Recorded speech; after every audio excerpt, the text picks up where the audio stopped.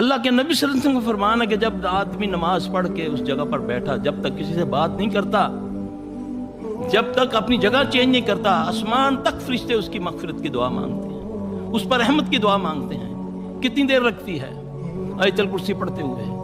کتنی دیر لگتی ہے اخلاص فلق ناس پڑھتے ہوئے؟ کتنی دیر سبحان اللہ والحمدللہ ولا الہ الا اللہ پڑھتے ہوئے لگتی ہے دیر؟ اور ہم ایسا پڑھتے ہیں، نعوذ باللہ نعوذ باللہ، سبحان سبحان سبحان سبحان سبحان سبحان سبحان، استغفر اللہ استغفر اللہ، الحمدللہ الحمدللہ، میں کیا پڑھیا کی پڑھ لیتا، عادت پہ ہوئی پرانی۔